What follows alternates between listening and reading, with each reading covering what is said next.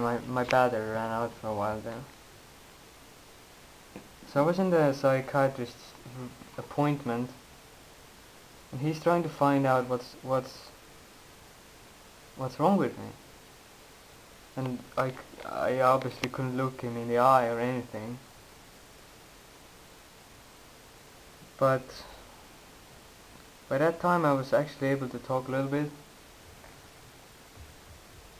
and I could actually say, describe what had happened.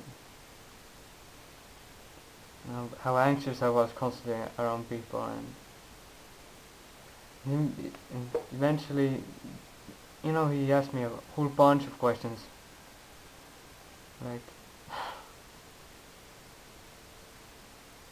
he was really just screening me for almost everything. He's trying to find out exactly what is wrong with me. And he gives me these sheets, questionnaires, I have to like fill out these papers and stuff. So there was questions like, do you have panic attacks? Have you had panic attacks and stuff, like, from 1 to 5 and things like that. And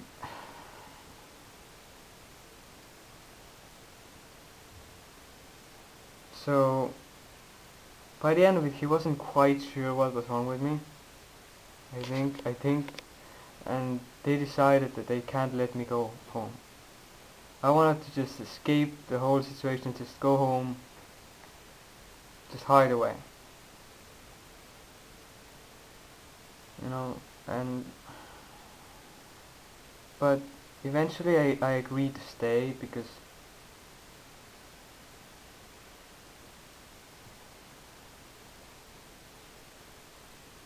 well, I had 3 options: go home, kill myself, or stay and maybe get some help. So I chose to stay.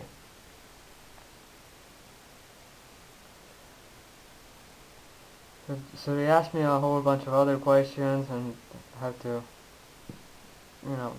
do all this stuff. And they take me to the 5th section, which is where everyone goes when they get evaluated. This is the reception section of the whole area. It's a whole bunch of buildings there, and the 5th section, that's just the craziest place to be in. I mean, there were all kinds of people there. I mean, schizophrenics and people with psychosis and, all kinds of stuff.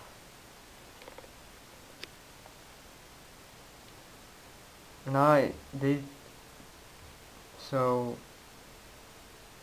yeah, in that section I stayed actually for a week because they couldn't get a place for me in the 9th section, which is where I should have been. After a few days they realized that I should be in the 9th section, which is, more where people have gotten a lot better, or, most of the people with stress and anxiety problems go there.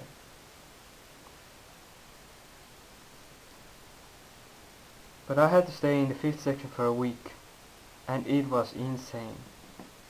I mean, people were like imagining they were flying in space and someone was traveling around the world.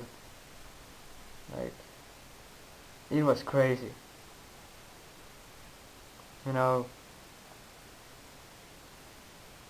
Some 2 times people had to be restrained because they got violent, and it was just insane. Someone was talking about opening up the gates of hell, and it was creepy, and it was all open, like. So every day you were just thinking, like, hoping you were gonna get away from there, and thinking like, what does the next day bring? Because it just kept getting worse and worse. It was just, I mean, it was insane. It was really insane. I mean, you gotta be insane to even work in that place. So, but they keep me there for a while. And there was this guy who wanted to open up the gates of hell. It was like, at the night, in the middle of the night, he comes up to my bed and asks me like, "Do you have matchboxes? Do you have like matches?" And then there was some guy who was trying to pull down curtains and was climbing on tables and all kinds of stuff was happening there.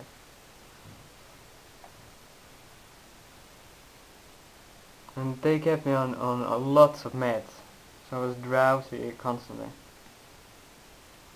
And of course I stayed constantly in my bed because I couldn't get out of it most of the time. It was like the safest place in the whole building to be.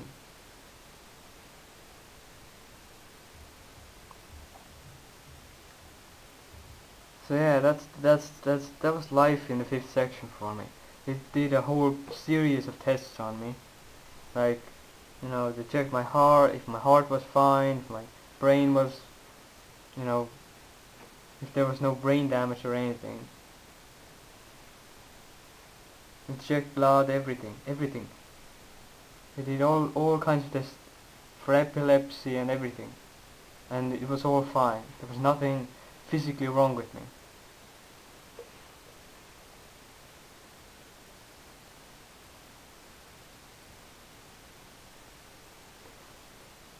So yeah, that was the fifth section, and it was insane. But eventually, after a week, I got transferred.